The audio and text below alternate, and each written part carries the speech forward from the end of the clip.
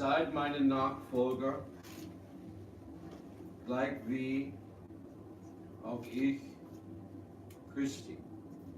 Ich lobe euch aber, Brüder, dass ihr an mich gedenkt in allen Stücken und die Überlieferungen haltet, wie ich sie euch gegeben habe. Vater im Himmel, wir danken dir, o Vater im Himmel, für gute Vorbilder. O Herr, wie wir auch gesehen haben, dass alles im Alten Testament ist uns ein Vorbild gegeben und wir waren nicht immer gut. O Vater, hast uns Paulus gegeben. Und o Herr, du hast uns auch Menschen über den Weg gebracht, o Herr, über den Jahren, die waren gut Beispiele, Vorbilder. Und ich danke dir und preise deinen Namen dafür. O Vater im Himmel, ich bitte dich, du wirst unsere Augen eröffnen. O Herr, und den Augen unseres Verständnisses und unserer Herzen. O himmlischer Vater, dass wir sehen, was du von uns forderst. Und o Vater im Himmel, dass wir werden auch, o Vater, zu selbst sterben und tun, was du sagst. Ja, wir brauchen dich, so wirke jetzt in unserer Mitte durch deinen Geist und lehre mich von selbst. Fülle mich bitte mit dem Geist Gottes, damit ich dein Wort recht predigen kann. In Jesu Namen. Amen. Dann kann man ruhig sitzen. Und Paulus sagte, dass er den Geist Gottes hatte und die Glückseligkeit der Korinther wollte. Schauen wir Vers Nummer 40 in Kapitel 7. Wem habe ich gesprochen? 57. Glückseliger ist sie aber, wenn sie so bleibt, nach meiner Meinung.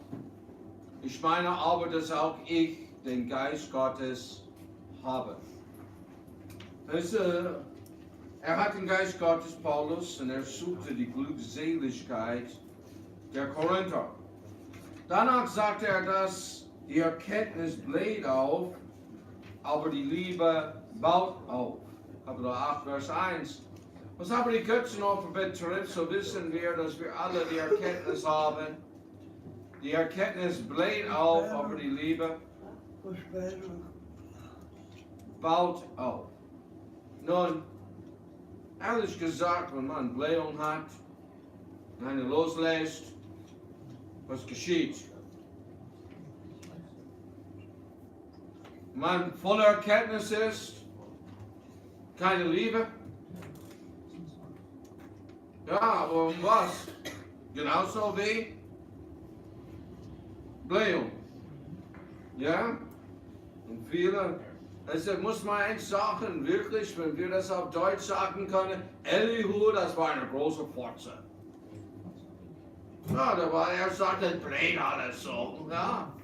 Und dann, was er gesagt hat. Das Beste ist, denn ehrlich gesagt, das sind wirklich Leute, die werden das Wort wirklich so sagen, wegen seinem Namen, dass das Christi ist. Ja, Christus wird dich nicht falsch zitieren. Ich will nicht sagen, dass du hast was gesagt, was du nie gesagt hast. Und ich fragte ihm so mal, ja, aber was der sagt, das stimmt nicht immer. Das spielt keine Rolle. Das spielt eine ganz große Rolle. Ja, der war aufgeblasen. Um das in der Tat umzusetzen, dass die Liebe baut auf, er wollte nichts tun, um einen Anstoß zu sein. Er hat alles gegeben, um das Evangelium zu predigen. Er verzichtet auf sein Recht, um Menschen zu gewinnen. Kapitel 9. Ich habe ihm wirklich, Brother Jim van Woltenburg, mit ihm gestern gesprochen und sagte, dass Samuel fühlte sich nicht gut und predigte trotzdem. Und ich sagte ihm, dass man aus der Schwachheit wird man stark. Und ich sage, ja, ich predige auch, außer wenn ich Durchfall habe. Und ich muss mal ehrlich sagen, ich habe ihm eine Geschichte erzählt, ich kann mich noch erinnern bei Manfred Wiegel, das war furchtbar. Und das war schlimm, ich konnte nichts anderes als rennen. Und ich weiß nicht, wie viele Schritte ich gehabt habe an den Tag. Aber die gingen alle so eine Richtung. Das war schlimm. Ich musste an den Abend auf Deutsch und Englisch predigen. Und er hat so geschmolzen, sagt, du sollst mal Unterberg holen. Und ich kann mich erinnern, dass Bruder Ballard mir gesagt hat, und ich glaubte das nicht, dass so dieser Kräuterlikör hilft gegen sowas. Und ich muss mal sagen, ich war in Not. Und so, ich ging zu der Jet-Tankstelle und holte mir gleich hier so 2 kleine und alle beide gleich rein. Ja, und es hat geholfen. Ich bin nicht gegangen, habe 2-mal gepredigt. Ja? Weißt du, aber er hat so geschmunzelt, weil er wollte kein Anstoß sein. Ja. Und Bruder Truskeler, Bruder Hammer hat richtig gegen Alkohol rechtmäßig gedonnert. Er wusste auch dazu, warum der Herr das gemacht hat. Weil ehrlich gesagt, weißt du, guck mal bloß auf alle Medizin. Was ist dort drin? Ja. Ich weiß nicht, was ein Dayquil ist, aber NyQuil, und das gibt's zu kaufen jetzt, das Wickzeug, weißt du, damit du schlafen kannst und nicht hustest. Kannst mal gucken, was dort drin ist. Ich weiß nur, dass ich mit so Sechsen bei der Pizzeria gearbeitet habe. Ich hatte eine Erkältung, ich habe mal eine ganze Flasche Dayquil gesoffen. Und meine Mutter kommt dort rein und hat gesagt, ich habe ihn nie so schnell in meinem Leben gesehen. Ja, weiß nicht, was dort drin ist, aber es putscht auf. Es ist Red Bull mit mehr als, weißt du, da hast du mal die Flügel von die Tiere in Ezekiel. Nur in Kapitel 10 geht er auf die Versuchungen, dass er nie was Falsches tun wollte, sondern alles zur Ehre Gottes. Und so sollen wir leben und fragen, ist das zur Ehre Gottes? Nun, Kapitel 4, Vers 15, sagt er ihnen, was er für sie war, und lesen wir das.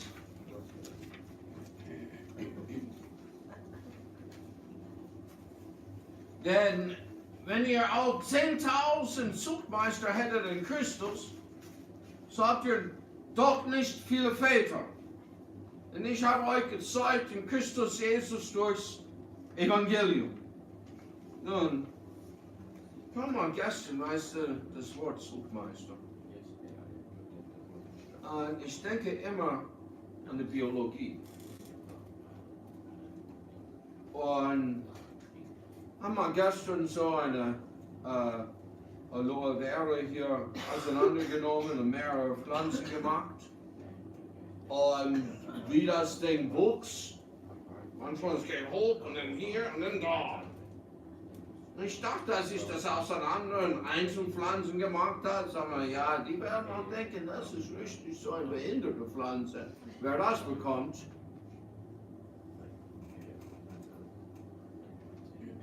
braucht einen Zuchtmeister, damit es gerade wächst. Das brauchen wir als Christen. Ein Zuchtmeister, damit man gerade wächst. Und da Paulus sagt, er war ihrem Vater, er hat sie gezeigt in Christus Jesus durch das Evangelium. So Vers Nummer 16 ist die logische Schlussfolgerung. Darum ermahne ich euch, Ermahnung. Was ist eine Ermahnung? Strenge Erinnerung an eine Pflicht. Sei meine Nachfolger. Ja? Und nun wollen wir weitergehen. Und 1. Korinther Kapitel 11. Und Paulus sagte, folge mir, wie ich Christus folge. Nun, ehrlich gesagt, das Allererste, und ich habe das Wort absichtlich genommen,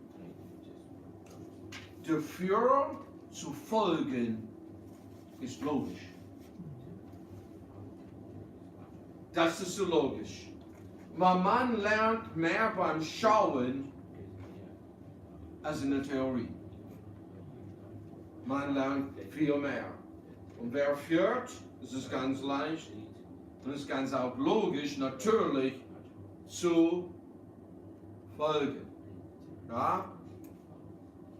Und ich muss mal echt sagen, in dem Sinne, weiß nicht, ob ich den Blindenleiter war oder ich bat Gott nur einfach, Gott hilfe mir, weiß ich. Und wenn wir predigen an der Straße, das ist unser erster Satz. Meine lieben Freunde, ich wusste nicht, wie ich die Leute kontaktiere, rufe. Und so ich kann mich erinnern in Harmon Park, ich sage, my friend out here today. Und alle anderen, die gepredigt haben, die haben dann das Gleiche gemacht. Und das ist auch hier so. Weißt du, das ist logisch. Ja? Gehen wir in 1. Thessaloniker 1, Vers Nummer 6.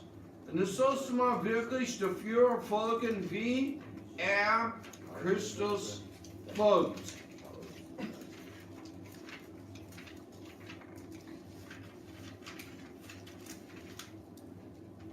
Und ihr seid unser Nachfolger geworden und des Herrn und habt das Wort aufgenommen unter viel Trübsal mit der Freude des Heiligen Geistes. Weißt du, das sind die Thessaloniker. Sie waren seine Nachfolger. Und wie eigentlich wirklich war es? Trübsal, Freude, war wirklich das Leben des Paulus. Und so war es bei den Thessaloniker. Ihr seid eine Sekte, ihr seid böse Leute, ihr wollt die Leute ausnutzen, das ist Quatsch, was ihr mal macht. Trübsal. Aber die waren freudig. Der Herr Jesus hat alles für sie getan. Was sollen sie tun? Ja, wir kommen darauf hin, eigentlich in den nächsten Versen wegen der Überlieferungen. Weil der Herr Jesus sagte, glückselig, wenn ihr verschmäht seid. Hebräer Kapitel 6 und Vers Nummer 12. Hebräer 6 und Vers Nummer 12. Da haben wir eine Ermahnung. Damit ihr nicht träge werdet, sondern Nachfolger der, die durch Glauben und Geduld die Verheißungen ererben. Lesen wir Vers Nummer 11, aber wir sind mitten in einem Satz. Wir begehren aber, dass jeder von euch denselben Fleiß beweise, zur vollen Gewissheit der Hoffnung bis ans Ende, damit ihr nicht träge werdet, sondern Nachfolger derer, die durch Glauben und Geduld die Verheißungen ererben. Ich sage dir eines, wir werden das wirklich schauen, denn bei Paulus, er war nicht träge. Ja? Oh, er war überhaupt nicht träge. Und nichts, was er tat, sogar bevor er sich bekehrte. Ja? Er war nie faul. Und weißt du, du sollst Fleiß, du sollst mal deine, wirklich die Erlösung, die Rettung, als ob alles bei dir abhängt. Aber glauben und beten, als ob alles Gott tun muss. Weil er macht das, er wirkt in euch, aber du sollst es auswirken lassen. Du kannst es blockieren und es geschieht so oft und zu oft. Und Paulus war ein Vorbild, Philipper Kapitel 3 und Vers Nummer 17. Folget mir miteinander nach, Bruder, und seht auf die, die so wandeln, wie ihr uns zum Vorbilder habt. Heißt die Leute, auf denen man sehen soll, sind die wandeln wie Paulus. Und die sind dort als ein Vorbild. Und wirklich, wir werden gleich darauf kommen, 2. Thessaloniker Kapitel 3 und Vers Nummer 9, was das Problem ist. Nicht, dass wir dazu nicht die Macht hätten, sondern um uns das selbst euch zum Vorbild zu geben, damit ihr uns nachfolgt. Nun, Paulus hat Vers Nummer 8. Mit Arbeit und Mühe hat er Nacht und Tag gewirkt, damit er nicht beschwerlich wird. Hey, er hätte mal hier, weil er gepredigt hat, weil er gedient hat, weil er das beigebracht hat, er hat das Recht auf Essen. Er hat das Recht auf eine Unterkunft. Und ich meine, das hat er gehabt, nur weil nicht anders als der Herr Jesus das sagte. Der Arbeiter ist, ja, das sagte er. Und wenn man damit ein Problem hat, man hat ein Problem mit dem Herrn Jesus, nicht mit Paulus und nicht mit mir. Weil, ich sage dir das Zweite. Habe ich Paulus nachgefolgt? Ja? Habe ich je von irgendjemandem hier was verlangt? Nein. Geld? Nein. Ja? Niemals. Hey, damit man ein Vorbild sein kann und zum Nachfolgen. Nun, wirklich, wir wissen, die Wurzeln waren woanders. Ja? Was war das Problem mit dem geteilten Königreich? Warum ist es zerteilt worden? Ja, Rehoboam hört auf seinen Kumpeln und nicht auf die weisen Männer. Ehrlich gesagt, man hört auf die Kumpeln und die was jünger sind anstatt die Älteren, da wirst du immer ein Problem haben. Und das ist Stolz. Und hey, du hast mal so in 68, das fängt an, die Generationenprobleme. Das war schon damals. Und ich weiß wirklich nicht, ob es was nicht war oder wie das war, aber ich weiß nur, dass die Kinder Israel gingen ziemlich bergab ab Josef, oder? Wer war der Letzte, der des Segens des Vaters erbat? Ja, das ist nichts mehr.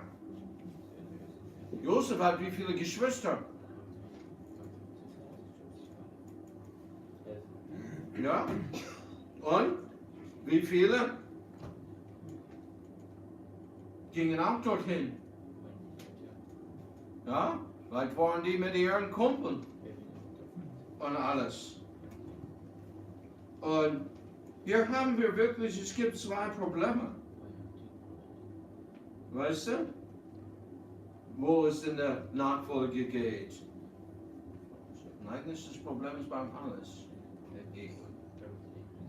Schauen wir wieder zurück in 1. Thessaloniker 1,6. Und ihr seid unsere Nachfolger geworden und des Herrn hat das Wort aufgenommen unter viel Trübsal mit der Freude des Heiligen Geistes. Was will der Ich nicht? Trübsal. Und das Wie-Wort? Viel.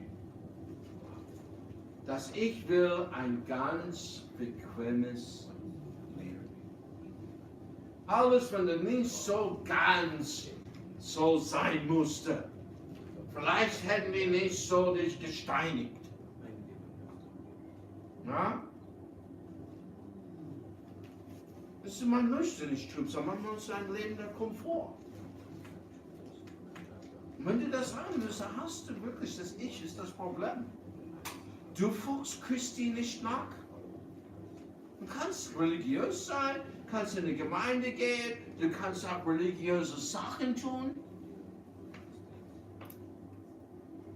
Aber was? Christi nachfolgen? Und den Trübsal ausweichen? In Kapitel 10, Vers 33, 1. Korinther 10, Vers 33.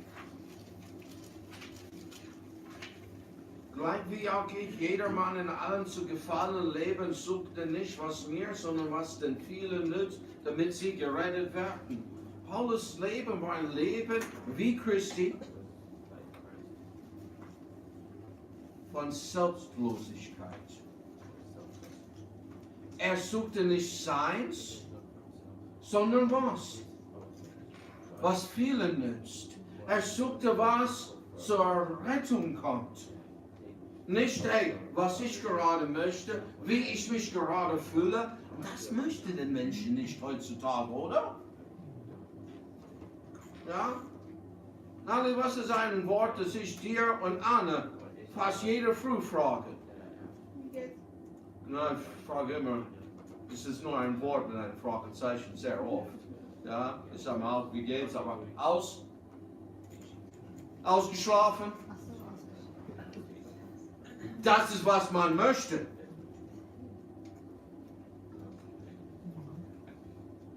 Wie läuft das im Dienst des Herrn?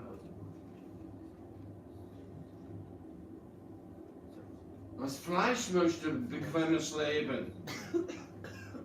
Und hey, ein selbstloses Leben? Ja, so weit möchte ich nicht. Und das Leben war selbstlos. Menschen möchten das nicht. Man will Bequemlichkeit anstatt ein Kreuz. Und das Kreuz ist was zum Aufnehmen. Und was ist Aufnehmen? Ist das okay? Oder ist das? Ich bin da. Kannst mal drauf tun. Ich habe Gott gefragt. Nee, das ist so. Aufnehmen. Das ist aktiv. Man möchte aber Bequemlichkeit anstatt ein Kreuz. Denn das andere Problem ist, wenn ich sagte, der Führer, wenn er nicht Christus nachfolgt, ja, es ist so, mir nachfolgen, Paulus sagt, das sage ich genau wie ich. Christus nachfolge. Und wie folgte Paulus Christi nach?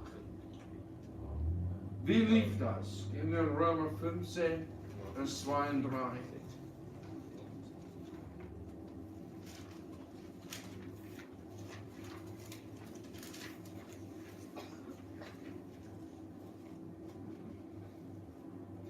Jeder von uns gefalle dem Nächsten zum Guten, zur Erbauung. Denn auch Christus hatte nicht an sich selbst gefallen, sondern wie geschrieben steht, die Schmähungen derer, die dich schmähen, sind auf mich gefallen. Und hier haben wir Selbstlosigkeit. Und das ist wirklich, die Schmähungen derer, die dich schmähen, sind auf mich gefallen. Er stellt sich dort freiwillig.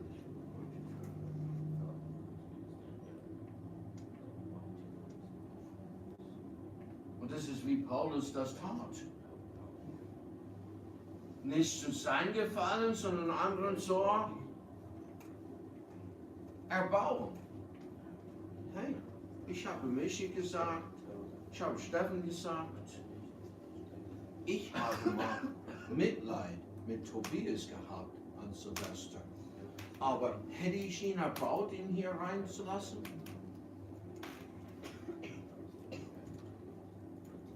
Nein, irgendwann, man muss zu sich selbst kommen. Das war kein Erbauen, das war nur Mitleid. Und das hilft niemand. Niemand. Erbarmen braucht man.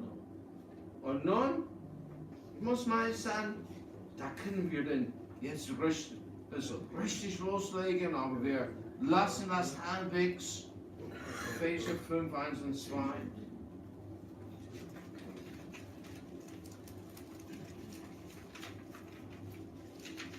So, wie folgte Paulus Christi nach? Wie sollen wir Christus nachfolgen? Wie soll ich Christus nachfolgen? Selbstlos. Zweiter, sein liebes Kind. So seid nun Gottes Nachfolger als geliebte Kinder.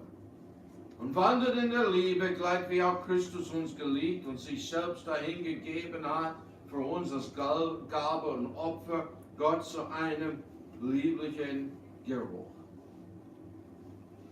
Nun, das ist ein geliebtes Kind. Ich muss mal ehrlich sagen, ich habe mir dann nicht, wahrscheinlich dachte ich nie daran. Ich habe mal ein Predigt davon einmal gemacht, geliebte Kinder. Und ich habe alle Kinder in der Gemeinde damals gefragt, was ein liebes Kind ist. Und die waren alle jung. Es waren interessant, die Antworten. Ja, es hätte mal, dass ich das rausgeholt habe und die Antworten. Weißt du, ob ich euren Namen drauf habe? Oder nicht? Was ihr gesagt habt. Und ich muss mal echt sagen, das war ein liebes Kind. Dann hast du die andere Sorte. Ja? Wie nennt man die andere Sorte?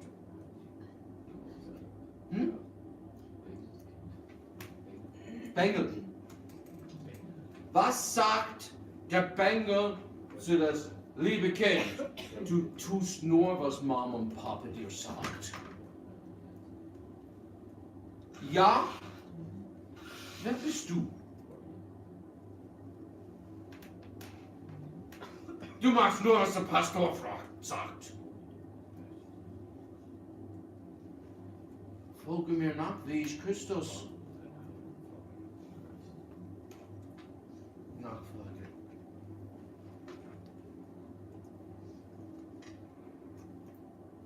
Hey, was sagen unsere liebe Kinder, die Bengelkinder? Aber was macht ein liebes Kind? Tut, was Gott sagt. Ja, ich muss mal wirklich sagen, es ist ein bisschen schwer, wenn du bist ein bisschen so, erstens, je mehr Kinder da ist es ein bisschen schwer, aber der gute Bruder Jakob hat wie viele Kinder? Ja, und wie viele Muttern? Wie viele Armen? Ja, steht, ne? Ja? Okay. Ja, mal. Wirklich, da bist du auf was? 4 auf wie viele Kinder? Das geht. Und seit wie viele Erzieher auf Kinder? 2 auf 13. Ja. Das ist gut, oder? Ja, das ist gut. Ja. So, muss man denken, wenn du 1 hast auf 5, ist es ein bisschen schwer. Ja? Aber ich habe ein Bild von Johanna und Jacqueline, meine Mutter. Und die sind auf Stühle und helfen, weil ich denke, die trocknen ab, oder? Ja. Das ist, wenn man sie das beibringt. Ein liebes Kind. Wenn man die dort verscheucht, wenn die älter sind. Ich habe Bilder, wo Samuel und Michi mir geholfen haben.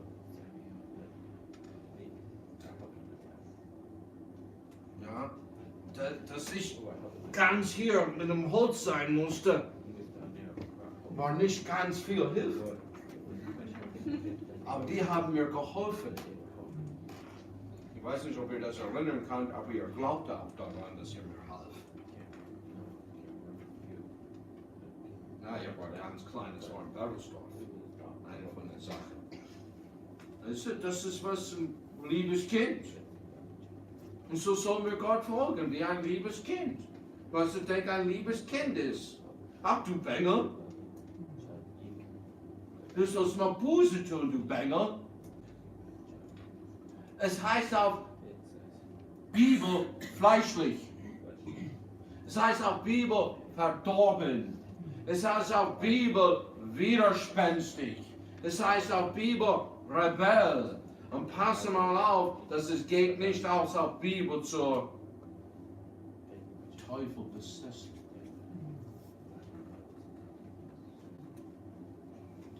Das geschah mit Saul. Ja, als ein liebes Kind sollen wir ihm folgen. Philipper 2, 4 und 5.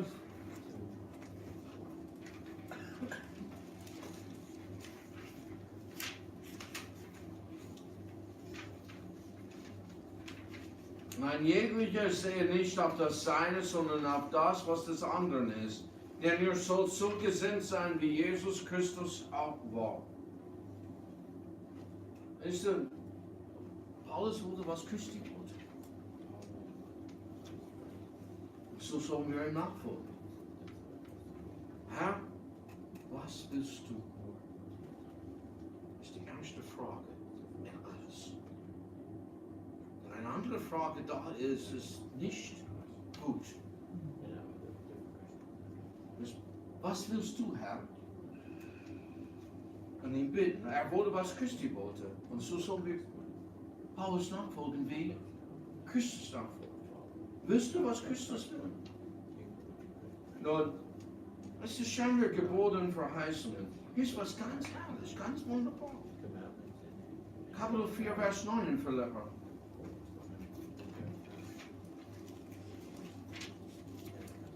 Nun, guck mal, wer schreibt Philipper? Wer schreibt das? Paulus. Was ist die ihr? Die Philipper. Was ihr auch gelernt und empfangen, ungehört und gesehen habt an mir, das tut.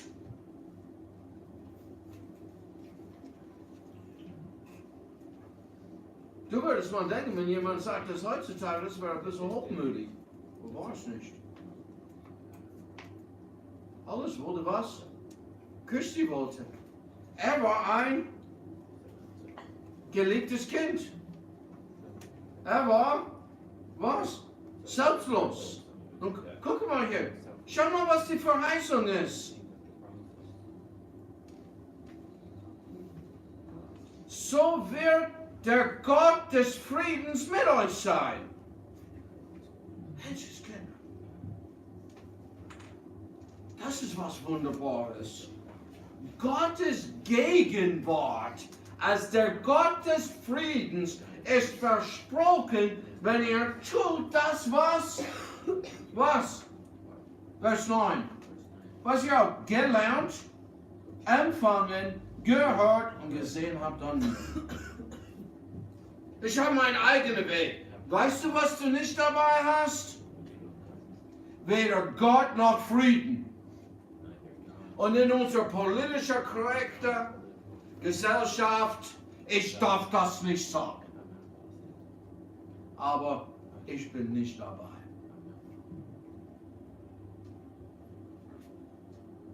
Weil du baust auf Lügen, weißt du, was geschieht? Flug kommt, alles geht weg. Alles geht weg. Nun, Gottes Gegenwart wird versprochen. Ich tue mein Ding. Nein. Tu, was Gott sagt. Er hat Gebote. Hebräer 13, Vers Nummer 7.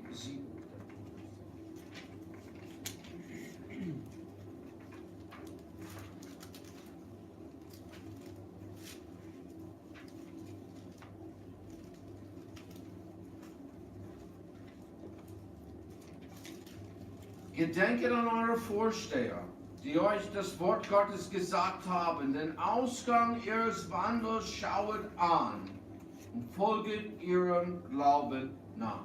Nun gehen wir wieder zurück, was wir gerade angeschaut haben.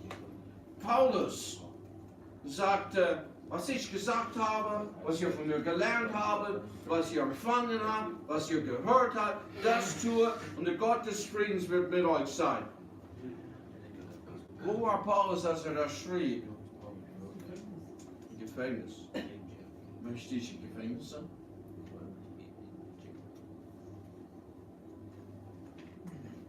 War das der Ausgang seines Wandels? Nein, der Ausgang seines Wandels war nicht Gefängnis. Der Ausgang seines Wandels war der Wille Gottes. Und wenn der Wille Gottes ist, ist ein Gefängnis, dann bist du ein bisschen besser dran als draußen. Und es soll mal was. Gedenkt an euren Vorstellungen, die euch das Wort Gottes, den Ausgang ihres Wandels schauen und folget ihrem Glauben nach. Hey, wir leben heutzutage in der, ich sehe das anders. Oder ich sehe das für mich, Gesellschaft. Es ist Zeit, dass du siehst, dass wie Gott das sieht.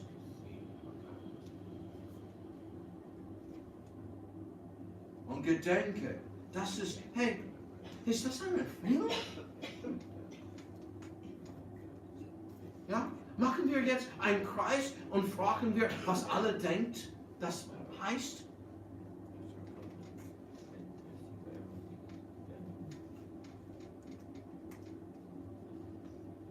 Gibt ja 3 Worte dabei, nicht mit mir.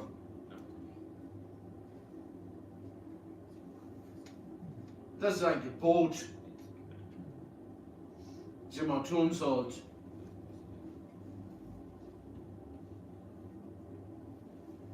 Kapitel 13, Vers 17. Gehorchet euren Vorstehern und folget ihnen, denn sie wachen über eure Seelen, als die da Rechenschaft dafür gegeben werden, damit sie das mit Freuden tun und nicht mit Seufzen, denn das wäre nicht gut für euch. Hey, man soll nicht nur gedenken, sondern was? Gehorchen. Und ich muss mal sagen,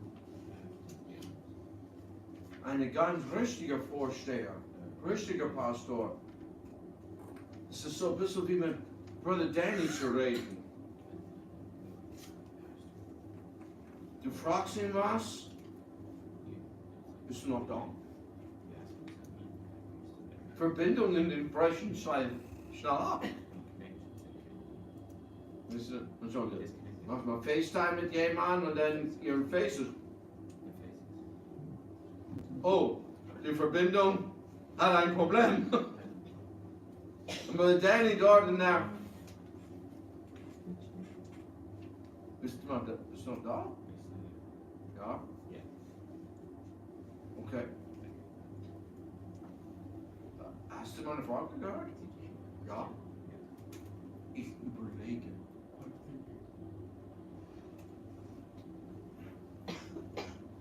Er will keinen falschen Rat geben. Er hat einmal gesagt, ja, der Person will, dass ich sage, dass er nach Hause kommen soll. Sag ich ihm nicht. Es muss seine Entscheidung sein.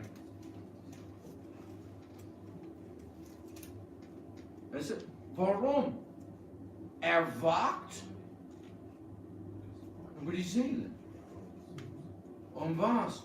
Er muss dafür Rechenschaft geben. Ich muss dafür Rechenschaft geben.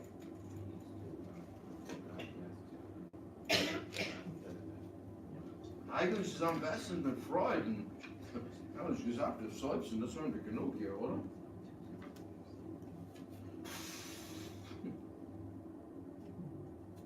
Und gehorche. Vers 24. Grüße alle eure Vorsteher und alle Heiligen. Es grüßen euch die Brüder aus Italien. Weißt du, grüßet. Das sind Gebote. Weißt du, grüßen. Da hast du Respekt. Hast du Wohlwollen. Ja? Das tut mir sehr leid. Ja? Okay? Wir können das so ein bisschen so machen, ja? Du musst aufpassen, wie du redest mit Eltern. Ja? Ich mache so ein bisschen Spaß mit Brother Brian. Ja? Aber wenn irgendwas mit Brother Danny geht, er ist mein Pastor. Und das heißt nicht, ich bin älter, ich weiß mehr, ich bin so lange im Dienst, wer am Leben ist, halbwegs. Nein, das heißt es nicht. Es ist Respekt und Wohlwollen. Grüßet sie. Und ehrlich gesagt, was sollen wir folgen? Es soll wirklich Selbstlosigkeit folgen.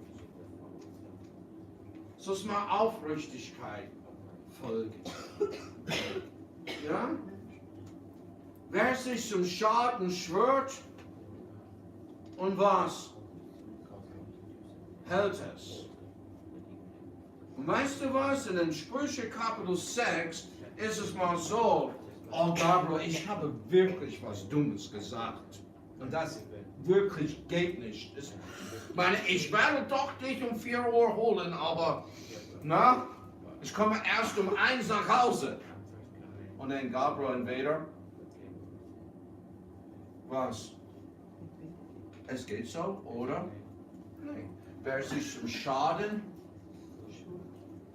und das ist was aufrichtig ist. Es ist fremd heutzutage. Und mehr als fremd. Ehrlichkeit, Redlichkeit, das ist ungefähr das Gleiche. Ja? Hm? Weißt du, es wäre mal ganz interessant, ich kann mal dabei spielen. Ja? Wenn du redlich bist, was sollst du machen, wenn jemand mit dir redet? Hä? Ja, reden! Aber das heißt es nicht, ich weiß es, aber kann man daran spielen. Aber warum redet mit jemand, weil man wirklich redlich ist? Was heißt das? Das ist wie aufrichtig und ehrlich. Und steht da für Redlichkeit ist Ehrlichkeit. Dass man redlich ist, man redet. Normalerweise, wenn man ein bisschen unehrlich ist, dann was? Du seine eigene Wille durch reintreten, das ist so die Hintertür, spricht man nicht über eine Sache. Plötzlich erfährt man das viel später. So Redlichkeit nachfolgen. Man soll Glauben nachfolgen. Gott glauben und tun das, was er sagt. Wie Christus. Und weißt du, gehen wir wieder zurück. Well, Danny hat eine ganze Botschaft darüber gepredigt. Mag ich nicht, aber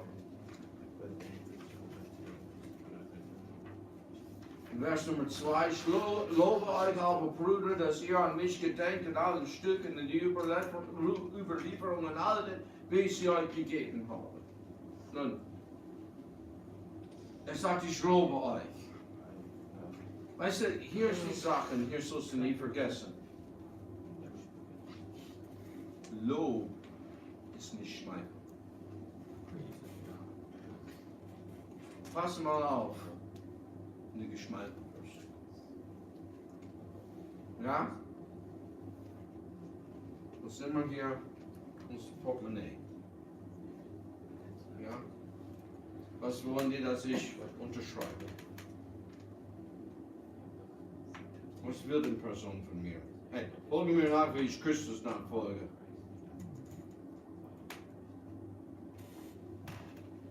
Was Schmeichel ist nicht gut. Lob ist gut. Du willst mal Lob haben? Tu was Gutes. Weißt du, sie dachten an ihn, so er lobte sie. Denke an anderen. Vielleicht irgendwann, wenn der Mantel wirklich uns selbst ablegen. Oh, die denken an mir. Danke, ich lobe euch. Ja? Und das allen das gleiche Problem. Ist nicht richtig, aber du sollst mal richtig tun, weil es ist richtig zu tun. Und da bekommst du Gottes Segen, weil es ist richtig. Sie hielten die Überlieferungen, wie Paulus sie gegeben hatte, und bekamen Lohn. Und hier ist es eine interessante Sache. Wir haben die Überlieferungen aber anders. Was sind diese Überlieferungen? Ja, die Bibel, das Wort Gottes. Aber was hatten die? Ja, eine Stückweise. Die haben das jetzt, was gerade sie geschrieben haben. Ja? Hey, ging dorthin und hat gesagt, was? Ich war in Jerusalem und die haben gesagt, ihr müsst das Gesetz nicht halten. Ja, aber ihr sollt euch entfernen von Bluthurerei, Erstickten und so weiter. Und sie hielten das. Genau was die gesagt hatten. Und so bekommt man Lohn. Eigentlich haltet die Überlieferungen und was? Und hey, denke, einen anderen wirst du auch Lohn bekommen. Ja? Weißt du, die Arbeit musste ich wirklich so sagen in dem Sinne. War sehr gut, ich muss echt sagen, in der letzten Sonnabend, ich dachte, oh egal. Weißt du, ey, das Wetter ist zum Husten. Ja? Falls du das nicht weißt, ich bin 57, okay? Ich bin nicht der Älteste. Meine Mutter ist älter als mich und sie wird mir das auch sagen. Ja? Und ich habe keine Urgroßmutter. Aber ich kann mich noch erinnern, wo Granny Noel, das war meine Urgroßmutter, und ich war so klein. Und sie kannte die ganze Bäume und Kräuter. Und ich war, was sie alles weiß. Und falls sie noch am Leben wäre, ja, wir sind beim Grimm, sie würde das Gleiche sagen. Dieses blödes Wetter, einmal kalt, einmal warm, innen warm, innen raus in der Kälte, ist es da, ist zum Husten da. Deswegen bekommt man das. Ja? Hey, an einem Tag haben wir das abgebrochen. Den Sonnabend, hey, wir brauchen nicht hier krank zu sein vor Weihnachten. Ja, ihr habt mitgemacht, bis ich das gesagt habe. Das war gut. Ja? Hey, wenn ihr gesagt hättet, das war deine Schuld, dass du so viele bestellt hast. Mach die mal alleine.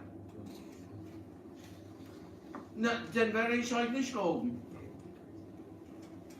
Ja? Ich muss echt sagen, ich fragte Gott selber, hey, du hast es ans Herz gelegt, 36. da. 36.000. Und ich dachte an 30 und wir haben so 5.100 hier.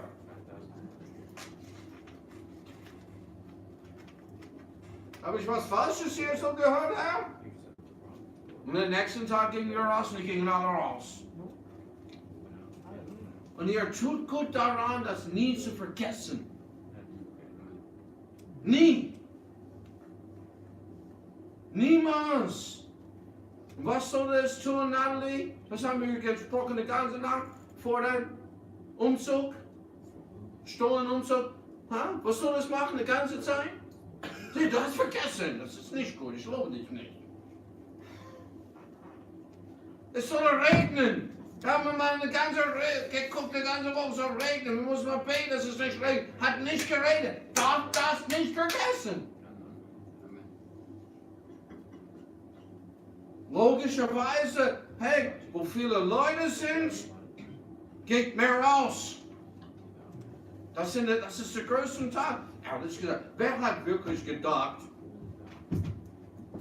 dass am letzten Freitag mit Händen hoch die meisten Leute werden draußen sein? Ich habe meine Hände hoch. Ich kann mich noch erinnern, wo Montag einmal hier das ist auch diesmal Montag, Heiliger Abend, da war kein Schwein draußen. Und Sonntag. Da war niemand da. Dieses Mal, Mensch, wo kommen die ganzen Leute her? Wer weiß, was für eine Sprache die sprachen an den letzten Tag am meisten? Ja, no, das war Deutsch. Das war nicht hier. Bayerisch ist besser als Sächsisch und Serbisch. Ja, du nimmst manchmal ein Weib von hier, ein Anni Friesinger. Und die Anni, die sie immer spricht. Und wir singen. Paulus wird gleich Ordnung in der Gemeinde ansprechen. Das Problem mit den Frauen. Hier braucht man Wahrmut. Hier wird die Büchse der Pandora eröffnet. Ja, kennt ihr das? Wir haben sogar, kann mich noch im Sinn, wir haben das in der Schule gelernt, was das war. Warum wir das auch als Sprichwort haben. Wie mit dem Thema, so wie anderen Themen. Es hilft nicht. Ich denke darüber. Meine Meinung ist, weißt du, wir hatten wirklich einen Mann. Und ich verstehe, warum er das getan hat. Es war nicht das erste Mal, der das getan hat. In der Deutschen Demokratischen Republik. Er hat geheiratet. Bevor er geheiratet hat, war er hinter schwedische Gardinen. Er war im Knast. Und so, wenn er geheiratet hat, das war politisch. Er hat den Namen seiner Frau angenommen. Und man hat nicht gewusst, wer das gleich war. Aber was hatten die nicht so wie jetzt? Ja, nein, es war nicht digital. Ja? Ne? Und dann hat er geheiratet. Und ich dachte wirklich schwer, weißt du, die Frau, die er jetzt geheiratet hat, er ist geschieden zwischendrin, hat wieder geheiratet. Die Frau hat den Namen von einer anderen Frau.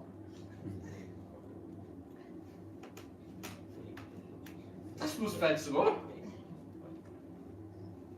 Ich folge mal keinen Mann, wie du sagst, Paulus, wie du sagst, Richard. Richtig? Ich durfte das sagen. Ich folge.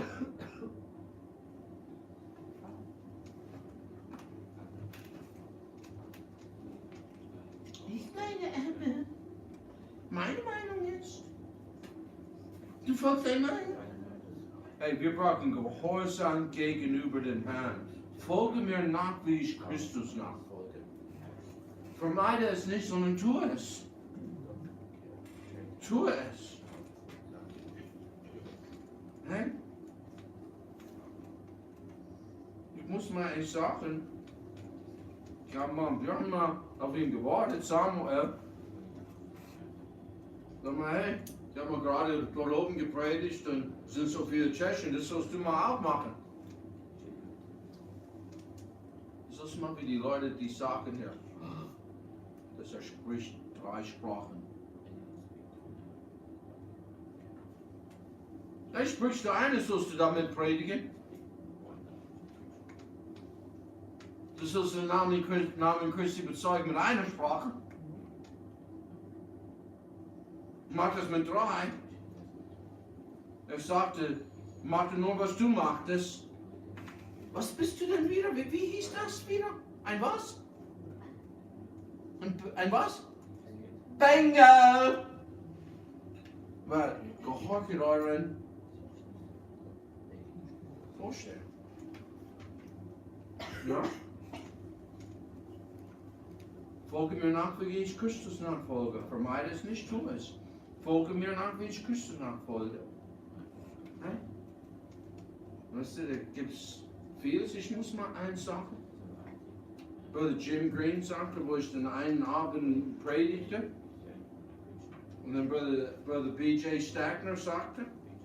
Brother Jim sagte, ich habe Jack Wooden dir gesehen. Brother BJ hat gesagt, das hast du gemacht wie Brother Danny. Und ich muss mal eins sagen, ich nehme die Komplimenten gerne an. Sehr gerne. Das ist Christus Nachfolge wie die zwei. Ich sage, oh, ich möchte sie nachahmen? Nein. Und Christine sagte, ich sag mal, hey, wie wäre das, wenn Brother Danny predigte bei deiner Papa in der Gemeinde? Und sie sagt mir, es wäre nicht anders, wenn du predigst. Das war, oh. Und er hat gerade über die Hölle gepredigt. Ja? Und ich gebe dir zwei Sachen, die sind kostenlos. Ja? Die sind in der Überzeit. Nicht sehr viel über, ich habe schon länger als 10 Jahre gepredigt. Ich gebe dir zwei Sachen, die du unbedingt nachfolgen sollst. Und ich soll das nachfolgen. Und du folgst mir nach. Und ich folge Paulus nach, wie er Christus nachfolgte. Ja? Römer 7, 18. Wir haben das gestern ein bisschen behandelt in der Männerstunde. Denn ich weiß, es in mir, dass es in meinem Fleisch nichts Gutes wohnt. Weißt du, was in unserem Fleisch wohnt? Nicht Gutes. Das, was gut ist, kommt von außerhalb, von dem Geist Gottes, der in uns hineinkommt. Und dann, 1. Korinther 15. 1. Korinther 15.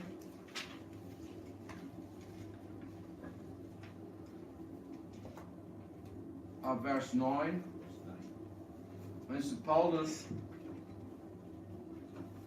er hat sich hier, ich bin der Geringste unter den Aposteln, der ich nicht wert bin, dass ich ein Apostel heiße, weil ich die Gemeinde Gottes verfolgt habe. Hier sagt er von den 12 Aposteln, der ist der Kleinste, der Geringste, oder eigentlich sind mehrere Apostel als das. Und er ist der Geringste. Eigentlich er hat sich auch, und du kannst die eine ist Michis Vers und der andere kannst du mal selber herauskriegen. Gibt dir einen Tipp, es ist ein Epheser. Er sagt, er ist der Allergeringste von allen Heiligen. Und in 1. Timotheus, er sagt, er ist der Allergeringste unter allen Sündern. Er ist der Schlimmste von allen Sündern, oder der Größte von allen Sündern. Der schlimmste Sünde, die es gibt. Das war seine Meinung von sich. Aber das ist nicht ein Vers, den ich suche, der nächste. Aber durch Gottes Gnade bin ich, was ich bin. So er ist ein Apostel. Obwohl er die Gemeinde verfolgt hat, obwohl du Petrus ist, wenn du Petrus ist 1, Paulus ist ganz unten. Er macht sich als ganz unten. Warum ist er ein Apostel? Aus Gottes Gnade. Und seine Gnade an mir ist nicht vergeblich gewesen, sondern ich habe viel mehr gearbeitet als sie alle. So, nun, hier ist die Sache. Und das ist, was der Mensch macht. Ich habe gearbeitet, mehr als sie alle. Alle anderen sind was? Faule. Was sind die? Die sind alle faule? Säcke. Genau. Das ist, was der Mensch denkt. Paulus nicht. Wenn du das denkst, da hast du ein Problem. Und weißt du, ich schien mir auch komisch. Ich denke, Christine war die eine, die schien es komisch. Das Problem, du bist ein G-R-E, oder? Das ist nicht wie der A mit dem Umlaut drauf. U-E-L bist. Es war auch G-R-E-U-E-L, fand ich auch besser. Aber in der neuen Rechtschreibung haben die irgendwo das groß so genannt. Weil wenn du stolz bist, was bist du? Hochmut ist immer noch ein. Ja, die sind alle andere für alle Säcke. Und er hat mehr gearbeitet, sagt er. Hey, hat er das gesagt? Ich habe viel mehr gearbeitet. Er hat sogar gesagt, viel mehr gearbeitet als sie alle. Ja? Apostelgeschichte, eigentlich Gott hat das auch gesagt. Apostelgeschichte 1 bis 12, so ungefähr, geht um die Apostel, oder? 13 bis 28 geht über Paulus. der Apostel Paulus. So, der hat ja so 6 in Kapitel gearbeitet und die anderen. Und er ist erst in die Mannschaft gekommen in 9. Der hat andere Arbeit geleistet vorher. Ja? So. Nicht aber ich, sondern Gottes Gnade, die mit mir ist. Weißt du, was wirkt und arbeitet? Gottes Gnade. Und wenn du das nicht annimmst, so, du denkst, alle anderen sind.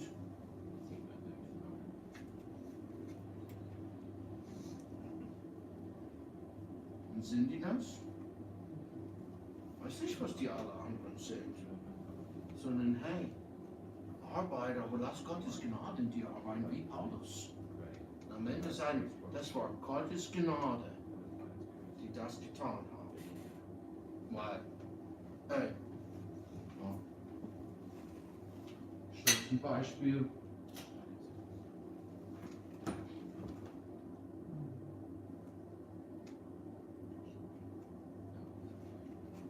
Es ist leichter als zu sägen. Also aufzustehen und zu predigen. Ja. Hilft das den Stolz, wenn die was auf dich werfen? Ich freue mich, das war nicht Steine. Einer hat mich getroffen. Ja. Und Stollen bin ich auch nicht. Da geht's so. Das war diese anderen Dinge, was ich auf Arbeit bekommen habe. Nicht? Ja. Dann habe ich noch nicht genug Hunger gehabt. Aber ehrlich gesagt, wenn ich so viel Hunger habe, dass ich das esse, ich werde krank von dem Essen. Und was geschieht, wenn du Süßigkeit isst und du übelst Hunger hast? Ja? Muss man mich, aber ehrlich gesagt, du musst mir nachfolgen wie Christus. Ich mache mal Spaß. Aber ich werde niemals ihm das empfehlen. Okay, Michi, sei du denn Versuchskaninchen. Ja, du fastest die ganze Woche und so, der erste Mahlzeit ist ein Rittersport. Und schreib auf, wie du dich fühlst. Nein, ich werde das niemals im Leben. Spaß ja, aber dass er das wirklich macht, oh ja, esse einer von dieser. Hey, ehrlich gesagt, weißt du was, du wirst krank sein, nur die Gedanken daran. Es war richtig fies, weißt du, wir fahren nach Berlin zusammen am Freitag. Und so, naja, ich esse einen Haufen Knoblauch. Das ist richtig abartig, wenn du fast das Knoblauch riechen. Ich weiß nicht, ob für andere, aber für mich, und den Knoblauch, das macht mir keine Probleme, auch wenn ich faste. Ja? Und das sollte man nicht machen in der Gemeinde. Hast du Offenbarung 3 gelesen? Kannst du dir mal vorstellen, wenn du das so in Zeichensprache machen musst? Wenn du eine predigt? Ich weiß nicht, wie das geht. Das wäre interessant, wenn jemand predigt. Do you know how that works in so your sign language? So, I will spew thee out of my mouth. Yeah, that would be interesting, wouldn't it? Yeah. Do you know anybody who does it? Sign language? Yeah. Yeah, the Harrison's church is totally, they have a totally deaf church. Oh yeah, it'll be interesting to ask him how that looks. Weißt du? Wie das aussieht. Das wird interessant. Hey, folge mir nach, wie ich Christus nachfolge. Hey, weißt du, da gab es so einer, der ist irgendwie die Kiefer gebrochen. Der redet so. Und dann war er kein Hunger mit heute. Und dann die sind in die Bibelschule gegangen, die haben ja alles so geredet. Das braucht man nicht. Ja? Ja, hier. Weißt du, die meisten Leute hier, wenn die predigen, Heiligen, du denkst, die sind entmannt worden. Ja, die können gar kein Testimony geben. Welche Leute werden das verstehen? Ja? Wirklich, das ist ein Mann. Ja? Hast du hier ein paar Zitaten von Luther gelesen? Der war Deutsch. Ja. War sogar vielleicht etwas höher und niedriger, ein Sachse. Kommt drauf an, wo du wohnst. Ja? Ja, das manchmal passieren, wo es gelassen hat. Sollst du wahrscheinlich auch nicht loslassen, weil das war nicht wie Christus. Hey, weißt du, was wird dann geschehen? Du wirst den Lohn empfangen. Lohn empfangen. 360 in Siegespläne. 306.